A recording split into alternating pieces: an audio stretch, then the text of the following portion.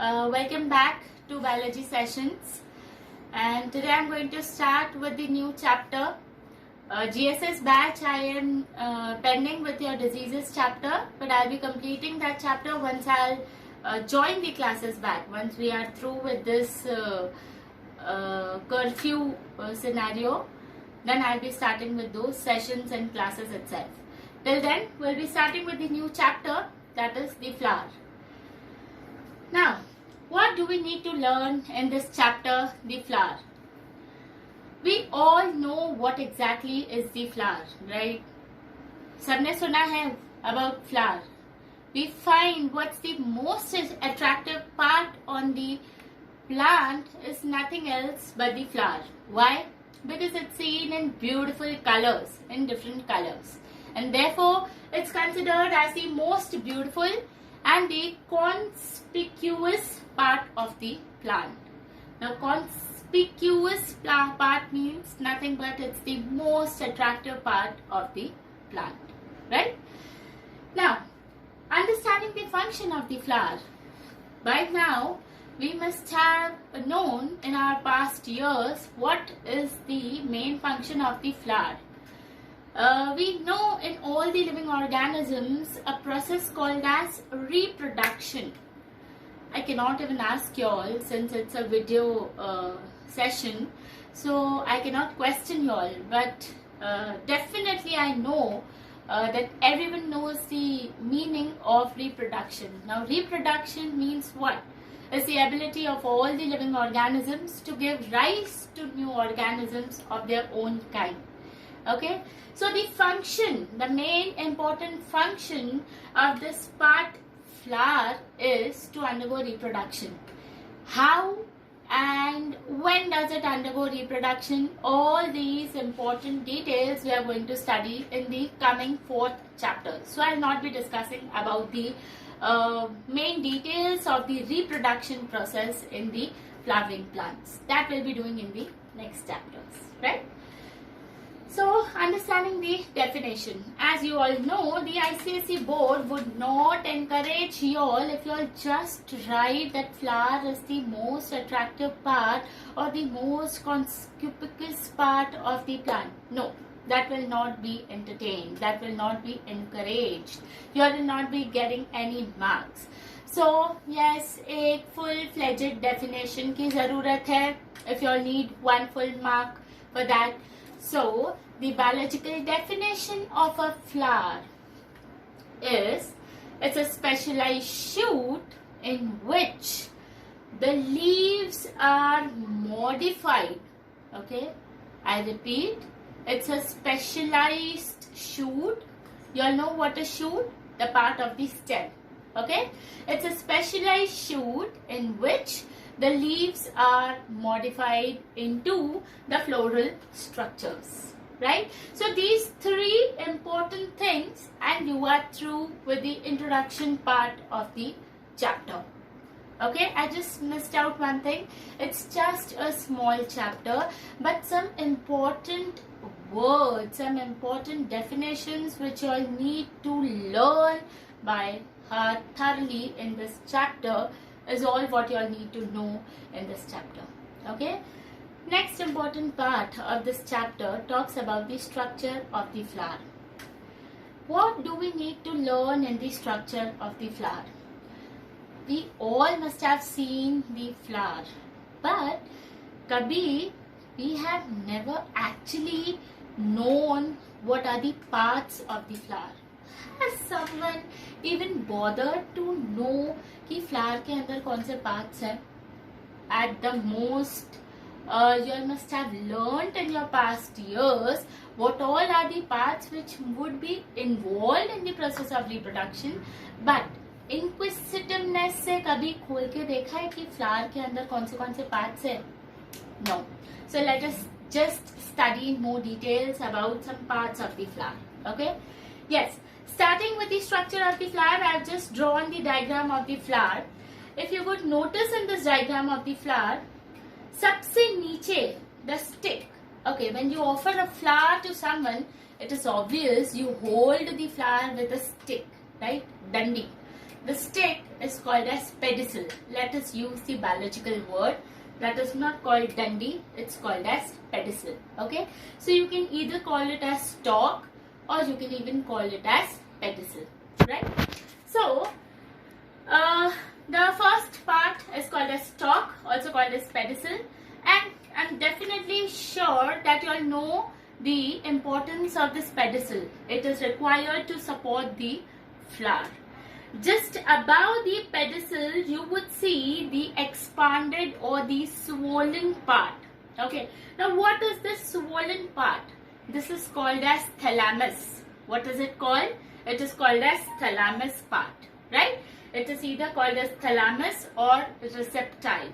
From this thalamus part, you would see that there are different floral whorls that are coming out. What are coming out?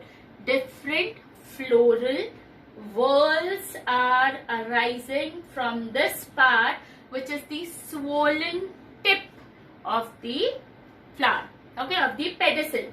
Pedicel की swollen tip को बोला गया है thalamus. Okay. Now, my dear students, as I said, what arise from this thalamus? From thalamus, I said floral whorls. Can you think about what do you mean by floral whorls? Whorls का मतलब क्या होता है? Whorls का मतलब होता है circular arrangement, right? Floral, everyone knows floral means it stands for flower. Okay, so what all are the floral whorls that arise from the structure of flower? There are 4 floral whorls that arise from the structure of flower. Okay, let us see in details what are the 4 floral whorls that come out from the structure of flower. The first, सबसे पहले, this one, the lowermost whorl, the outermost whorl, I would say. This is generally green in color. Okay, singularly as in individually इसको बोला जाता है sepals. Okay, but collectively as in the entire whorl. Whorl, what did I say? Whorl is what? The circular arrangement. So for example, if we are 5 in number, so all 5 together would be called as calyx. Okay, so the first floral whorl is called as sepals.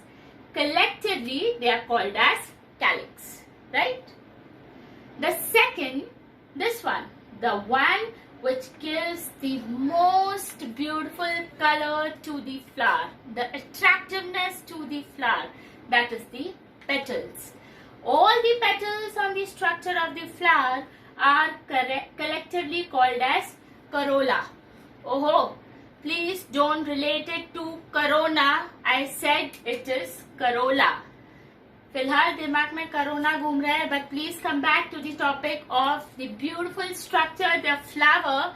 So this is corolla. Okay, what did I say? All the petals together collectively are called as corolla. Okay, the third important whorl is called as stamens, right? The third whorl. Now I'll just point it out in the diagram of the flower. That is this internal whorl. Okay, ये जो तीसरा whorl है, this is called as stamen. Now for your understanding, I have made the diagram once again. See here, you would be able to see the diagram. Now before you understand the diagram in more detail, let me tell you, this whorl, stamens, all the stamens on the structure of the flower collectively are called as androecium. My dear students, please be very careful while writing the spelling of androecium. The moment you all just make a single mistake in the entire spelling, you'll lose marks. Okay, so please practice by writing the spelling and please make sure that your spellings are thorough, right? Okay, so as I said, the third whorl is stamen, collectively called as androecium. Now this androecium is divided, the stamen, sorry, not androecium, the stamen is divided into 2 parts. The upper part is called as anther. Okay, anther, if you would see in the diagram, it's a bilobed anther. Lobe का मतलब क्या होता है? Partitioning. Partitioning दिख रही है आप लोगों को? Can you all clearly see in the diagram that the androecium is divided into two parts? ऐसे bilobed, two parts में divided है. Sorry, not the androecium. I meant the anther is divided into two lobes. Okay, दो parts में divided है. And it is also having a thread-like structure which is called as filament. Okay, so it is the filament which helps the anther to be raised up in the air. Okay, what did I say? It's the filament that helps the anther to raised up in the air. Okay, so this was about the third whorl, that is stamens. The fourth whorl, that fourth whorl is the most important whorl. It's called as pistil. Not this pistil, but it's the part of the flower. Okay, also called as carpel. Now collectively it is called as gynoecium. Now, as I would want you all to make a note of, androecium and gynoecium, these are most important or essential whorls of the flower. Now why? Because these are the two whorls which are involved in the process of reproduction in the structure of flower. Okay, and therefore they are considered as the essential whorls. On the other hand, petals and sepals, or you can call calyx and corolla, they are non-essential whorls. Corolla. I'm saying again, it's corolla, not corona. यहाँ से थोड़ा हटाओ corona को. It's calyx and corolla, which are non-essential whorls. Why are they non-essential whorls? Because they just help in the process of reproduction in the flowering plants. Okay? Coming to the last whorl, that is carpel. Collectively, it is called as gynoecium. Now, if you just see the structure, for your understanding again, I've just zoomed the structure of the carpel on the right hand side. Okay? Now, the structure of the carpel is divided into three important parts. The upper part is called as stigma. The middle thread-like structure is called as style. The swollen part is called as ovary. Inside the ovary, you would see the structure called as ovule. Okay? So, style, stigma, style, ovary. Inside the ovary, you would see the structure called as ovule. Okay? So, what did you all study in today's session? Oh, I'm sorry, I just missed out one point over here. The point was, I had mentioned about the stalk. Okay, the stalk which helps to hold the flower, to support the flower. Now, those flowers which have stalk, those flowers are called as pedicellate flowers. Those flowers which do not have stalk, they are called as sessile flowers. I repeat, flowers with stalk are called as pedicellate flowers. Flowers without stalk are called as sessile flowers. Okay? A quick go through of about what we had done in today's in this slide of the chapter. We just understood about the most important part of the flower. Why is it most important part of the plant, that is the flower. Why is it important? Because it involves itself in the process of reproduction. We understood the definition. We understood the structure wherein it has stalk, it has thalamus, and it has floral whorls. 4 floral whorls: calyx, corolla, androecium, and gynoecium. Thank you.